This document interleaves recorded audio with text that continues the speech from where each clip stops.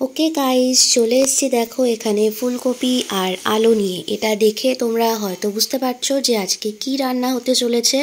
প্রথমে যেটা করে নেব সেটা হচ্ছে ফুলকপিটাকে কেটে সেটাকে একটুখানি ভাপিয়ে নিতে হবে। ভাপানোর জন্য কিছুক্ষণ রেখে দিতে হবে, গরম জল আগে থেকেই করে রেখেছিলাম, তারপর সেটাকে দিয়ে দিলাম। আর ফুলকপিটাকে কিছুক্ষণ রেস্টে রেখে দেবো যাতে ফুলকপিটা ভাপানোটা কিছুটা হয়ে যায়। আর তারপরেই দেখো আলু কেটে রাখা আছে, আলুটাকে ভেজে নেব। তার জন্য প্রথমেই দিয়ে দিয়েছি রিফাইন্ড অয়েল, তার মধ্যে সেটা গরম হয়ে গেছে। তারপরে দিয়ে দেবো আলুগুলো এবং আলুগুলো দিয়ে ভালো করে ভেজে নেব। বাই দ্য ওয়ে, রান্নাটা কিন্তু আজকে আমার দিদা করছে। আলুটা ভাজার জন্য দিয়ে দিলাম পরিমাণ মতো নুন আর হচ্ছে হলুদ, কারণ নুন আর হলুদ ছাড়া তো আলু ভাজা যায় না। তাই জন্য ভালো করে নুন আর হলুদ দিয়ে আলুটা ভেজে নিলাম। আলুটা ভাজতে ভাজতে দেখা গেল যে ফুলকপিটাও ভাপানো হয়ে গেছে, তাই জন্য জলটাকে ঝরিয়ে রাখবো। এরকম একটা স্ট্রেনারের সাহায্যে ঝরালেই বেশি ভালো হয়, পুরো জলটাই ঝরে যায়। ফুলকপিগুলো আলাদা একটা বাটিতে তুলে রেখে যে জলটা ছিল সেটাকে ফেলে দেবো। তার মধ্যেই আমাদের আলু ভাজাটাও প্রায় কমপ্লিট হয়ে এসছে। দেখতে পাচ্ছ আলুগুলোকে এরকমভাবে লাল লাল করে ভেজে নিলে কিন্তু দেখতেও সুন্দর হয় আর খেতেও খুবই টেস্টি হয়। তারপরে আলু ভাজাটা হয়ে গেলে ওই তেলের মধ্যেই ফুলকপিগুলোকেও একটুখানি ভেজে নিতে হবে। ফুলকপিটা ভাজার জন্য এখানেও নুন আর হলুদ দিয়ে ফুলকপিগুলোকে ভেজে নেব। প্রথমেই দেবো হচ্ছে হলুদ আর তারপর নুন। এই নুন আর হলুদ দিয়ে ফুলকপিটাকে ভেজে নেব। তবে বলে রাখি, ফুলকপি কিন্তু এখানে আমি দুবারে ভাজতে হবে, কারণ আমাদের ফুলকপির পরিমাণটা অনেকটাই বেশি ছিল। ফুলকপি ভাজতে ভাজতে দিদা এখানে টমেটোটাকে গ্রেট করে নিচ্ছে, তোমরা চাইলে পেস্ট করেও নিতে পারো। প্রথমবারের ফুলকপিগুলো ভাজা তো হয়ে গেছে, তারপরে তুলে রাখছি আলাদা প্লেটে। আর তারপরে আবার একটুখানি তেল দিতে হবে, কারণ আমাদের তেলের পরিমাণটা একটু কমে গেছিলো, দেখতেই পাচ্ছ। আবার তেল দিয়ে আবার ফুলকপিগুলোকে ভেজে নেওয়া হলো এবং যথারীতি যেরকম করা হয় নুন আর হলুদ দিয়ে ফুলকপিগুলোকে ভালো করে ভেজে নেব। এই সেকেন্ড টাইম ফুলকপিটা ভাজা হয়ে যাওয়ার পরে আলাদা করে তুলে রাখবো। তারপর ওই কড়াইতেই আবার সর্ষের তেল দিয়ে তার মধ্যে গোটা জিরে ফোড়ন দিতে হবে। তারপরেই দিয়ে দিতে হবে টমেটো পেস্ট। যে টমেটোটাকে পেস্ট করে রাখা ছিল সেই টমেটোটাকে পেস্টে দিয়ে দেবো। তারপরে দেওয়া হবে আদা বাটা। এখানে সমস্ত পরিমাণগুলো আপনারা আপনাদের পরিমাণ অনুযায়ী দিতে পারবেন। আমি এখানে টোটাল 1 চামচই আদা বাটা দেওয়া হয়েছে। তারপরে ভালো করে মশলাগুলোকে কষাতে হবে। নেক্সট দেওয়া হবে হচ্ছে জিরে গুঁড়ো। জিরে গুঁড়োটাও এখানে আমরা টোটাল 2 চামচ মতো দিয়েছি। তারপর এখানে দেওয়া হবে হলুদ গুঁড়ো। হলুদ গুঁড়ো এখানে টোটাল 1.5 চামচ মতো দেওয়া হয়েছে, মানে 1 চামচ আর হাফ চামচ।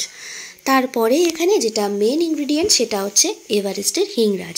যেহেতু ফুলকপির রোস্ট এটা নিরামিষ হচ্ছে, সেই কারণে কিন্তু আমাদের হিংটা ব্যবহার করা হচ্ছে, কারণ হিংয়ের একটা নিজস্ব স্বাদ আছে আর ফ্লেভার তো অবশ্যই আছে। সেই কারণে কিন্তু আমরা এখানে হিংটা ব্যবহার করছি।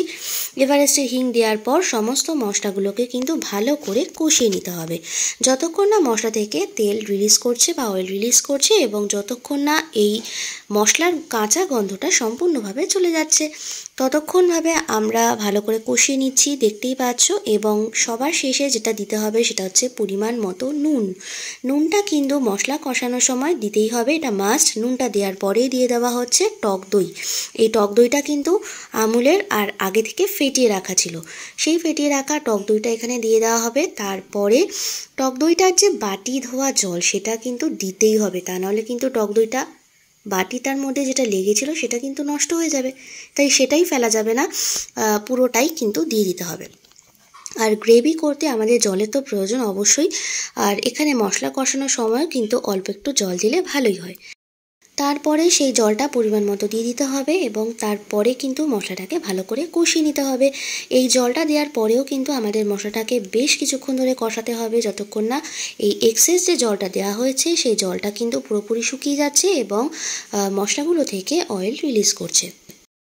কিছুক্ষণ পর দেখতেই পাচ্ছ আমাদের মশলাটা কিন্তু প্রায় অনেকটাই কষানো হয়ে গেছে, আর এটার যে কাঁচা গন্ধটা ছিল সেটা কিন্তু একেবারেই চলে গেছে। এই পর্যায়ে এসে আমরা এখানে দিয়ে দেবো হচ্ছে ঘি। ঘি ছাড়া কিন্তু ফুলকপির রোস্টটা ভাবাই যায় না, আহা অসাধারণ। এই ঘিটা দেওয়ার সাথে সাথে কিন্তু গন্ধটাই একেবারে চেঞ্জ হয়ে গেল, আর আমার তো দেখেই মানে খিদে পাচ্ছে। কার কার তোমাদের ফুলকপির রোস্ট ভালো লাগে তোমরা কিন্তু অবশ্যই আমাকে কমেন্ট করে জানাবে। এরকম ঘিটা দেওয়ার পরে তারপর ভালো করে মশলাটাকে আরেকবার কষিয়ে নিতে হবে। মশলাটা প্রায় এখানে কষানো পুরোপুরি কমপ্লিট হয়ে গেছে। এই পর্যায়ে যেটা দিয়ে দেবো সেটা হচ্ছে ভেজে রাখা ফুলকপি আর আলুগুলো। সবার লাস্টে এগুলোকে দিয়ে ভালো করে মেশাতে হবে এবং একেবারে দিয়ে দেওয়া যাবে না, আস্তে আস্তে দিয়ে ভালো করে মেশাতে হবে, তাহলে কিন্তু সমস্ত মশলাগুলো ফুলকপির মধ্যে ভালো করে ঢুকতে পারবে। এবং সবার লাস্টে যেটা দিয়ে দিতে হবে সেটা হচ্ছে পরিমাণ মতো জল। পরিমাণ মতো জল দিয়ে ভালো করে একবার ফুটিয়ে নিতে হবে। এবং যেটা দিতে হবে সবার লাস্টে সেটা হচ্ছে কাঁচা লঙ্কা। এই কাঁচা লঙ্কাটা সবার লাস্টে দেওয়ার কারণ হচ্ছে ফুলকপির রোস্টটা কিন্তু বেশি ঝাল ঝাল হলে ভালো লাগে না, তাই জন্য যাতে ঝালের পরিমাণটা ব্যালেন্স হয় সেই জন্য লঙ্কাটা সবার লাস্টে দিয়ে দিলেই রেডি হয়ে যাবে ফুলকপির রোস্ট। তারপর আমি এটাকে নামিয়ে নেব অ্যান্ড দেন সার্ভ করে দেবো। সো গাইস, রেসিপিটা যদি ভালো লাগে তাহলে একটা লাইক করে দাও আর চ্যানেলটাকে সাবস্ক্রাইব করে অবশ্যই চ্যানেলের সাথে থাকো।